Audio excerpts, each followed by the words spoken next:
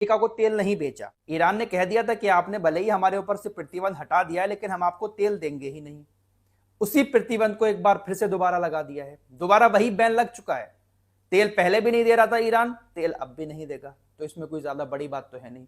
लेकिन इस बैन के लगने से समझौते में कहीं ना कहीं दिक्कतें आ गई हैं। ये जो लड़ाई है ये कोई बड़े मुद्दे पर नहीं है, लड़ाई सिर्फ इतनी है, ईरान कह रहा है कि हम जो रास्ता दे रहे हैं जहाज उधर से गुजरे, हम हमला नहीं करेंगे और फ्री जहाज गुजरते रहेंगे।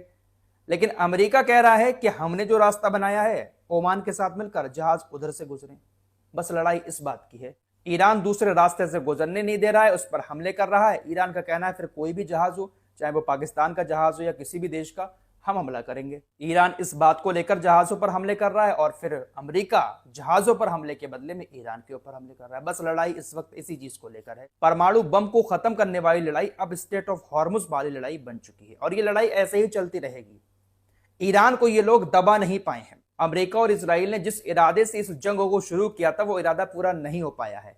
और इजराइल ऐसा देश है जिसको जंग चाहिए ही चाहिए है, चाहे ईरान हो चाहे कोई और देश, इजराइल को जंग चाहिए है मिडिल ईस्ट में अगर उसको सरवाइव करना है।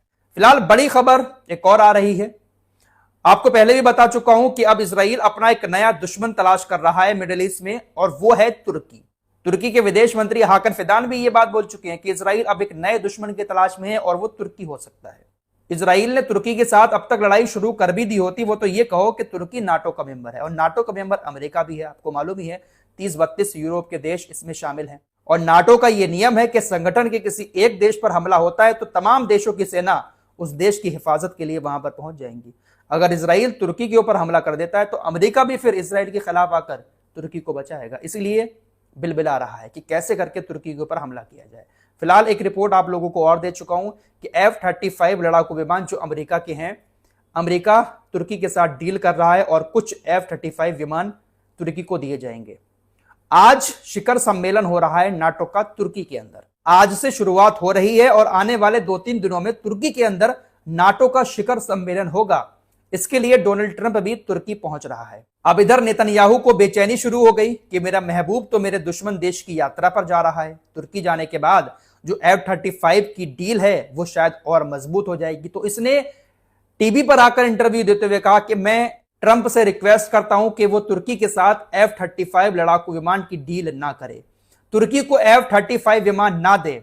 अगर F-35 विमान अमेरिका तुर्की को दे देता है तो तुर्की की हवाई ताकत और ज्यादा मजबूत हो जाएगी। इसलिए तुर्की के साथ अमेरिका डील ना करे। और भी बहुत सारी बातें इसने तुर्की को लेकर कही हैं कि तुर्की हमारा दुश्मन है और ये है और वो है।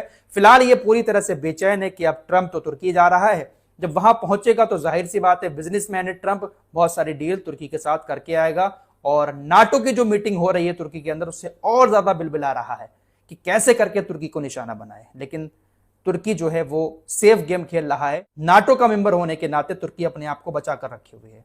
अगर तुर्की नाटो का मेंबर ना होता तो शायद इस जंग में अब तक तुर्की भी आ चुका होता, इजराइल ने तुर्की को भी घसीट लिया होता। तुर्की जो पूरी तरह से खामोश बैठा रहता है ना, सिर्फ जवाबी हमले करता रहता है, वो इसीलिए करता है क्योंकि वो नाटो का मेंबर है। तुर्की को पता है कि जो अरबी देश है वो हमारे ऊपर हमला करेंगे नहीं, हम नाटो के मेंबर हैं, इसलिए इजराइल और अमेरिका जैसे देश भी हमारे ऊपर हमला नहीं करेंगे।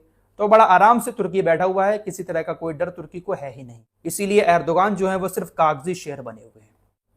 इस रिपोर्ट में इतना ही, कुछ और खबरों के साथ फिर हाजिर होंगे। अपना ख्याल रखिएगा। अल्लाह हाफिज।